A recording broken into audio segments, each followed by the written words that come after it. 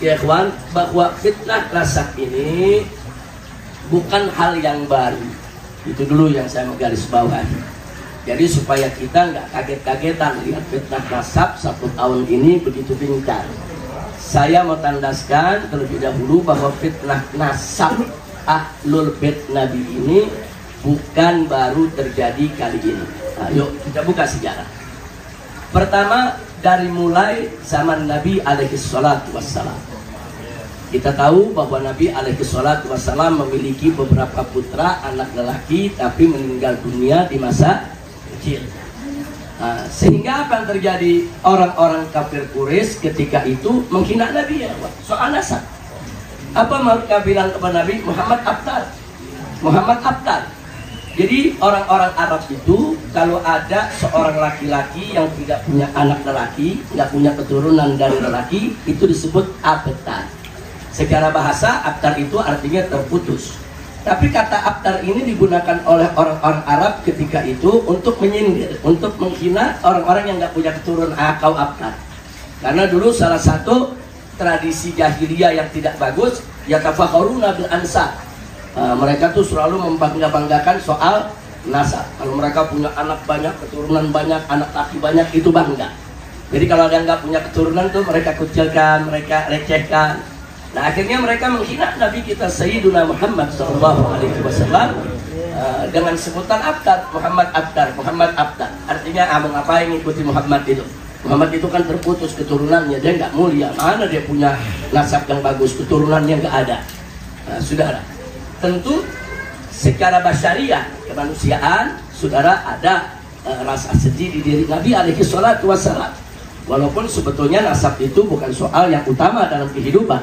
Tapi sebagai seorang manusia, saudara, Nabi tentu ingin juga punya keturunan, saudara. Nah, dari kejadian ini, akhirnya Allah Subhanahu wa Ta'ala yang menghibur Nabi, dan Allah yang menjamin Nabinya, saudara. Sampai Allah turunkan surat Al-Kautsar. Inna a'tayna kal-kautsar. Jangan lupa tuh. Fasholli li rabbika wanhar. Inna syani'aka huwal abtar. Saudara, kata Al-Kautsar dalam surat Al-Kautsar ini, saudara, kalau kita membuka tafsir, memang ada belasan makna. Ada yang menafsirkan Al-Kautsar yang dimaksud adalah telaga di surga. Ada yang mengartikan Al-Kautsar itu nikmat yang banyak. Ada yang mengartikan macam-macam artinya. Tapi tidak ada satupun ahli tafsir yang menafi atau menolak bahwa surat ini turun berkenaan dengan Nabi saat dihina sebagai abtar, saudara. Itu dulu yang kita catat. Artinya apa? Semua ahli tafsir sepakat bahwa sababun nuzul daripada surat Al-Kautsar ini adalah berkenaan dengan nasab Nabi alaihi salatu wassalam. Sehingga silakan ditafsirkan dengan belasan tafsir makna Al-Kautsar, tapi tetap tidak mungkin bisa lari dari sababun nuzulnya, saudara. Nah, maka itu yuk kita lihat akhir daripada surat Al-Kautsar. Inna syani'aka huwal abtar. Nah, sesungguhnya yang membencimu Muhammad, mereka yang abtar, mereka yang terputus, bukan kamu ya Muhammad. Dengan adanya surat Al-Kautsar, jaminan ilahi dari Allah kalau keturunan Nabi tidak terputus. Subhanallah, ini jaminan Allah. Ini bukan jaminan manusia, bukan Nabi mengada-ngada. Nah, makanya setelah turunnya surat Al-Kautsar ini, saudara, berserakan hadis Nabi alaihi salatu wassalam yang menyatakan kalau turunan Fatimah Zahra adalah keturunan beliau. Salah satunya bagaimana Nabi mengatakan kullu bani Adam yantamuna ila abihim. Jadi setiap keturunan Adam itu, saudara, nasabnya ngikut kepada ayah mereka, illa walada Fatimah, kecuali 2 anak Fatimah.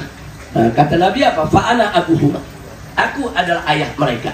Nah, jadi ahlus sunnah wal jamaah, saudara, sudah sepakat, bahkan ijma, sudah ijma bahwa turunan Fatimah Zahra radhiyallahu anha, saudara, yang dilanjutkan dengan keturunan Sayyidina Hasan dan Sayyidina Husain radhiyallahu anhuma, adalah keturunan dari Nabi kita Sayyiduna Muhammad sallallahu alaihi wasallam. Nggak ada yang menentang itu ya, Pak. Kalau ada yang coba-coba menentang itu, dia bukan ahlus sunnah wal jamaah. Apalagi ini sudah merupakan ijma ulama. Nah, jadi sekali lagi ini kan juga persoalan nasab. Jadi persoalan nasab sudah muncul dari zaman Nabi. Nabi dihina langsung, saudara. Nah, jadi ini dulu satu yang saya mau sampaikan. Nah, kemudian di babak berikutnya, saudara, setelah ada jaminan dari Allah, jaminan dari Nabi bahwa keturunan Sayyidatina Fatimah Zahra adalah keturunan Nabi, adalah zuriyah Nabi, adalah fitrah, saudara, dari Nabi alaihi salatu wassalam.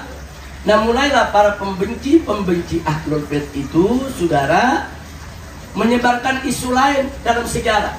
Apa mereka bilang? Oh iya, turunan Nabi itu memang ada dari Fatimah Zahra, dari Hasan dan Husain, tapi kata mereka turunan itu udah habis di padang Karbala, sudah dibantai semuanya. Sayyidina Husain, anak-anaknya, anak-anak Sayyidina Hasan udah habis semua dibantai.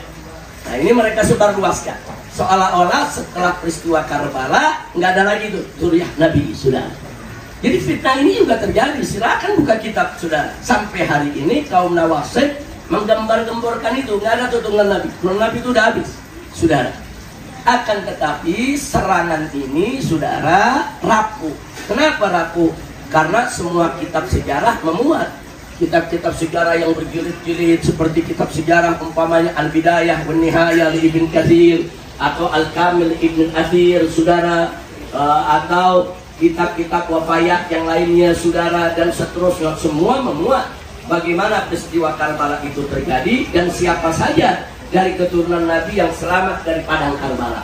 Contoh, putra Sayyidina Husain, ya, di sana banyak yang terbunuh di padang Karbala, tapi ada satu yang selamat, yaitu Sayyidina Ali Zainal Abidin As-Sajjad radhiyallahu anhu.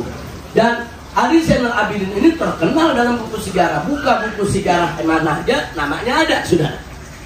Jadi artinya serangan tadi rapuh. Siapa bilang keturunan Nabi semua habis di padang Karbala? Ternyata Imam Ali Zainal Abidin ada, bahkan jadi imam besar, saudara. Jadi imam yang sangat dikenal. Bahkan kita lihat bagaimana sekelas Imam Abu Hanifah dan lain sebagainya belajar kepada Imam Ali Zainal Abidin.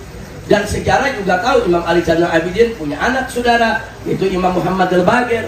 Muhammad Al-Baqir punya anak Imam Ja'far Shadiq, dan seterusnya dan seterusnya. Artinya mereka nggak bisa bantah. Serangan mereka tuh serang, kalau bagi kita ini serangan-serangan lucu-lucuan, ya buat di sejarah ada, saudara. Qadiyah Islam jelas seperti cahaya matahari yang menerangi, tidak ada yang membantah. Tahu-tahu ada ingin menghapus sejarah dengan mengatakan keturunan Nabi sudah terbantai semua. Begitu juga keturunan Sayyidina Hasan, enggak semua gugur. Ya, ada 4 putra Sayyidina Hasan gugur di padang Karbala, tapi di sana masih banyak putra Sayyidina Hasan yang selamat dari padang Karbala. Dan Al-Imam Malik radhiyallahu anhu, saudara, dulu ikut mendukung perjuangan Muhammad An-Nafsus Zakiyah. Muhammad An-Nafsus Zakiyah cucu Sayyidina Hasan, ya, Pak. Semua a'immah mengakui. Nah, maka itu tadi saya katakan, lagi-lagi ini serangan nasab. Lagi-lagi ini merupakan serangan nasab. Tapi gugur serangan mereka, saudara. Nah, kemudian di generasi yang berikutnya lagi, saudara, mereka nggak bisa membantah zuriyah Nabi dari Fatimah Zahra. Mereka nggak bisa membantah bahwa keturunan Al-Hasan wal Husain tetap ada setelah peristiwa padang Karbala, saudara. Nah, sekarang mereka cari lagi siapa yang bisa digugurkan. Oh, Muhammad Al-Baqir namanya ma'ruf, Ja'far Shadiq namanya ma'ruf, saudara. Al-Imam Musa Al-Kadhim namanya ma'ruf. Ketemu ada Imam Ali Uraidi. Siapa nih Imam Ali Uraidi? Mereka serang. Mereka bilang ini Imam Ali Uraidi ini bukan anaknya Ja'far Shadiq. Ini orang yang ngaku-ngaku keturunan Ja'far Shadiq. Nah, kenapa mereka serang Imam Ali Uraidi? Karena Imam Ali Uraidi itu keturunannya itu menyebar di Hadramut sampai ke Indonesia, ya. Jadi bagaimana saudara untuk membatalkan nasab daripada habaib yang ada di Hadramut? Kalau yang di Hadramut batal, di Indonesia batal semua. Saudara, caranya tolak itu Imam Ali Uraidi. Nah, di tahun 2006 saya pernah membuat kajian. Nah, Anda bisa buka di YouTube dengan judul Eksistensi Habaib. Silakan buka, ada 2 jam lebih saya paparkan di sana untuk melakukan pembelaan terhadap Imam Ali Uraidi, ya. Nah, ternyata saudara, begitu kita kaji, Imam Ali Uraidi ini namanya ada dalam kutub Rijalil Hadis. Nggak bisa mereka tolak. namanya tercantum dalam kitab-kitab sejarah, namanya tercantum dalam kitab-kitab rijal hadis, saudara, sebagai salah satu perawi hadis. Nah, sehingga mereka nggak bisa hapus itu dari sejarah. Ya, mereka boleh saja mengeluarkan fitnah Imam Ali Quraidi itu bukan anak Ja'far Shadiq, bukan adik Musa Al-Kadzim.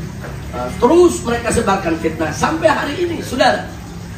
Saya nggak mau bicara panjang lebar bagaimana pembelaannya. Silakan buka YouTube, tulis saja eksistensi habaib atau terus Habib Rizik eksistensi habaib.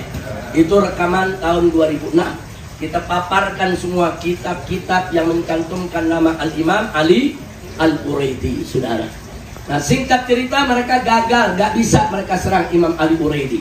Nah, sekarang bagaimana mereka mau serang? Turun lagi, mereka serang Imam Ahmad bin Isa Al-Muhadi. Jadi Imam Ahmad mereka serang. Mereka bilang nggak ada tuh yang namanya turunan Nabi dari Basrah hijrah ke Hadramut. Ada urusan apa dia hijrah ke Hadramut? Ngaku-ngaku namanya Ahmad bin Isa. Mereka serang, saudara. Nah, tapi lagi-lagi, saudara, serangan ini jadi mentah, rapuh. Kenapa? Karena sosok Imam Ahmad Al-Muhajir ada dalam kitab-kitab sejarah. Bahkan dalam kitab Tarikh Baghdad disebutkan namanya, saudara. Nah, jadi lagi-lagi serangan itu rapuh. Ini kan namanya fitnah nasab juga. Jadi fitnah nasab bukan baru sekarang. Nah, belakangan karena gagal menyerang Al-Imam Ahmad bin Isa Al-Muhajir radhiyallahu anhu, mulailah serangan diarahkan kepada Al-Imam Ubaidillah, saudara. Dengan alasan karena Al-Imam Ubaidillah tidak ada di dalam kitab Syajaratul Mubarakah Al-Imam Ar-Razi. Saya tidak ingin menanggapi jauh-jauh tentang kitab Syajarah Mubarakah karena nisbahnya ke Imam Razi sendiri dipertanyakan. Nah, jadi kalau satu kitab yang masih dipertanyakan, kenapa kita mesti perdebatkan? Jadi di dalam catatan para ulama tentang kitab-kitab karangan Imam Razi nggak ada yang judulnya Syajarah Mubarakah, saudara. Jadi ini pengarangnya siapa? Nah, artinya ini dipertanyakan. Nah, sesuatu kitab yang masih dipertanyakan nggak jelas pengarangnya siapa, sebetulnya nggak perlu kita perdebatkan lagi, saudara. Nggak usah repot-repot kita perdebatkan. Tapi kalau kita mau memakai iftirat, andai kata anggaplah itu benar daripada Imam Ar-Razi, ternyata masih bisa kok dijawab, saudara. Sesuatu nama yang tidak disebut, saudara, di dalam kitab, yaitu seorang ahli nasab, belum tentu nama itu tidak ada. Bisa jadi dia luput dari ahli nasab yang ini, tapi nama itu ada di ahli nasab yang lain. Nah, karena ahli nasab ini kan bukan satu. Nah, jadi jangan juga Syajarah Mubarakah yang dinisbahkan kepada Imam Razi dianggap seperti kitab suci. Pokoknya isinya udah benar semua. Isinya udah nggak ada salahnya. Belum tentu, saudara. Bisa jadi isinya akan terkoreksi dengan kitab-kitab nasab yang lainnya. Itu kalau kita ingin bicara kitab nasab. Nah, jadi sekali lagi, ya kawan, apa-apa yang terjadi saat ini fitnah nasab terhadap Imam Ubaidillah, ya harus kita sikapi. Nggak boleh kita diam. Kalau kelompok ini hanya mencaci maki, menghina, saya sarankan lebih baik kita diam, nggak usah kita jawab. Tapi kalau kelompok ini sudah mulai ngutak-ngatik pura-pura ilmiah, berargumentasi pakai dalil, pakai kitab, wajib kita hadapi dengan kitab juga, ya. Nah, maka itu saya dorong, saya punya menantu Habib Muhammad Hanif bin Abdurrahman Attas, saudara, untuk hadapi mereka debat. Oh, mereka nantang debat 3 hari 3 malam di Sultanan Banten. Baik, kita kirim Habib Hanif, saudara, dan kita kirim juga yaitu penasehat penasehat DPP FPI Buya Qurtubi Jailani untuk mendampingi daripada Habib Hanif, karena beliau termasuk salah satu keturunan daripada Kesultanan Banten, ya kawan, dampingi debat. Nah, ternyata yang koar-koar nantang debat nggak datang. Itu fakta, saudara, nggak datang. Nah, jadi kalau mereka mau nantang debat, kita kirim orang yang bisa berdebat. Nah, belakangan mereka sudah kelewatan, mengancam sweeping Ba'alwi. Nah, kalau udah begini, saya lihat, oh ini nggak bisa didiemin, saudara. Kalau soal hinaan, kita diam. Nah, kalau soal kajian, kita lawan dengan debat. Tapi kalau sudah ngancam mau sweeping Ba'alwi, ini sudah ancaman fisik. Mereka mau seret Ba'alwi, usir Ba'alwi, ini nggak boleh didiamin. Nah, makanya jangan kaget kalau saya tantang mereka. Ayo, saya Ba'alwi, kapan mau di sweeping? Kita tunggu. Nah, jadi yang begini bukan kita sok jago, bukan, karena ini udah ancaman berkelahi. saudara. Ini udah ancaman perang. Nah kalau sudah diancam perang begini, saudara, habaib yang punya kemampuan untuk melayani tantangan tersebut, sambut itu tantangannya. Jangan kita tunjukkan sikap kita yang ragu, apalagi takut. Na'udzubillah min dzalik. Tapi tetap kita harus hormati habaib-habaib kita yang tetap melayani mereka dengan ramah, dengan santun, saudara, dengan diskusi. Tetap kita harus saling melengkapi dan saling menyempurnakan. Insya Allah kalau itu yang kita lakukan, saudara, kita akan mendapatkan pertolongan Allah Subhanahu wa Ta'ala dan keberkahan dalam perjuangan. Insya Allah.